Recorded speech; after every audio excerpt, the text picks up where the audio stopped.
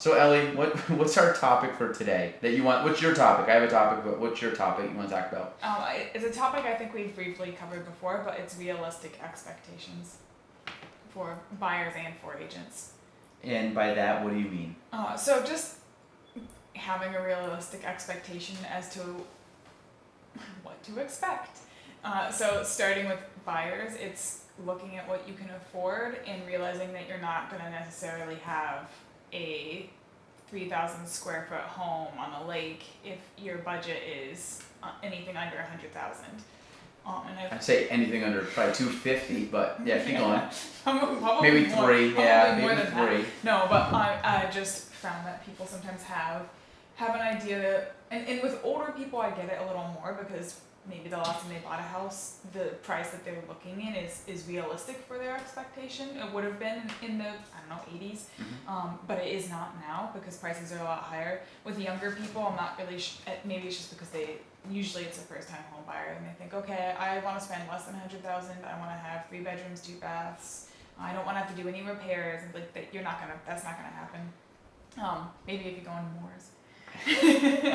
I agree. There's some of that. I also find the realistic expectations a lot of times is on parents, meaning that their kids will go look at the house. Kids love the house. Bring the parents to go look at the house, and all of a sudden the parents say it's overpriced. Yeah. Well, it's like, sorry, Mr. and Mrs. Parent, but like, why do you think that the house is overpriced? And then they'll start nitpicking the house and this and that. And I've heard it before.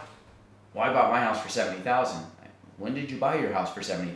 1981. Yeah, okay. What was the gas prices then? Yeah, okay. It's like, all right, so that's an invalid argument.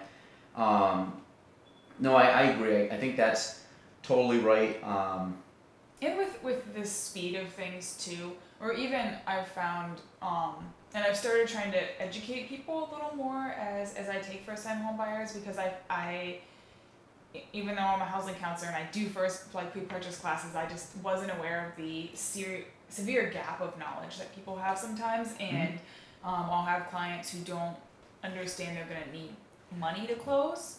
Yep. That's a big one that I've come across. People who don't understand it's not gonna happen where you put the offer and the home is yours the next day. Just stuff that, and it's not that they're not smart or anything. They just don't know. It's a totally different world, and if they've never bought a house before, there's no reason they would know that. But it's just kind of surprising sometimes some of the things that I find people expect, and it's no, this is a big process. I agree. I think sometimes at least from a selling standpoint, it could be the time that it takes to actually close. On a seller's side, the seller's saying, well, my home's going to be, I want this number. And then I always ask them, okay, and this is what I do from a listing standpoint. If I'm going to go meet with you, I got to know a couple of things. I got to know why you're moving. Like, why are we selling the house? And it could be downsizing, could be upsizing, expanding the family, could be moving away for work, could be health issues. Why are you selling your home? There's always a why. It's not that I want to. There's always a why, and there's always a number two is when it comes down to money, because there's a timing and there's money. Those are the two factors that you have to consider on everything. What's the money aspect of it? Somebody could say, I want to sell my house for $200,000. Okay, great, that's fine. Where did you pull that number from? Like, what do you need? And what you start after you start having conversations with people and you really get down, it's kind of like anything else. Like, what's the problem?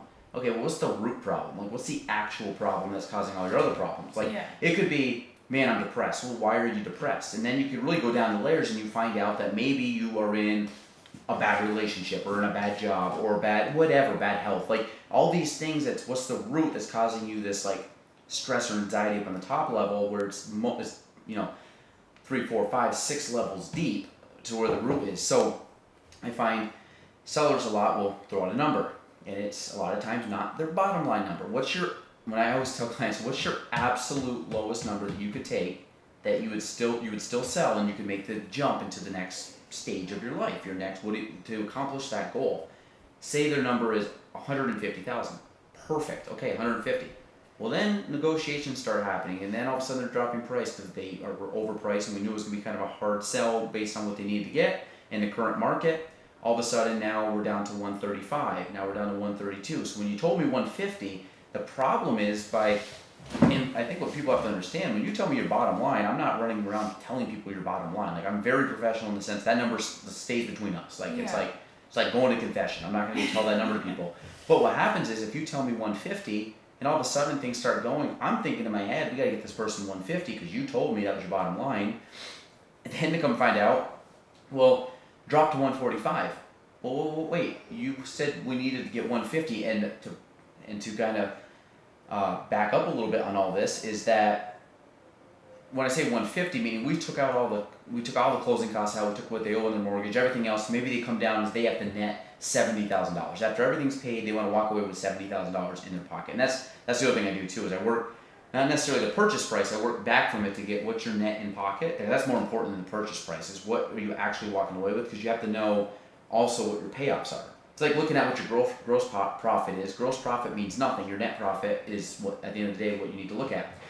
So I always find out what your net proceeds that you need. Well, come to find out if it's 70, then all of a sudden like we'll drop it to 145. Like, well, that will only allow you to get 65,000 best case scenario. Well, that's fine. Okay, so then your bottom line is not 70. So what really is your bottom line? And the problem is we've now wasted days on the market or months on the market because the original bottom line wasn't the bottom line. Because when I say what's your rock bottom, meaning like if basically shit hits the fan, what's the lowest you can take? I could take 45,000, still be able. Obviously, it's not ideal. It's kind of a crunch, but we can make it work. That's the number I need to know because then I can strategically help you guys out a lot better. And because the problem is we list too high. Yeah. People look at the house, don't make offers. We're chasing the market down. Next thing you know, the house is on the market too long, and you get these really bad offers, and it's just a bad situation. Yeah. So I mean, from an expectation level, sellers sometimes expecting what they're going to get is not good. Meaning, Yeah. like it's not in line where it should be. And I think sometimes they just pull stuff out of thin air. Well, the house down the road is asking X. Well, the house down the road asking X is still on the market, so it's not worth X. Yeah. So those kind of things too have to be factored in. But as you get going and spend more time in real estate, this stuff now becomes easier for you to navigate and easier for you to kind of explain to people and say, hey, listen, like let's be smart about this and actually accomplish your goals versus trying to just basically shoot for a star and not hit. You're not gonna hit it kind of Yeah. deal.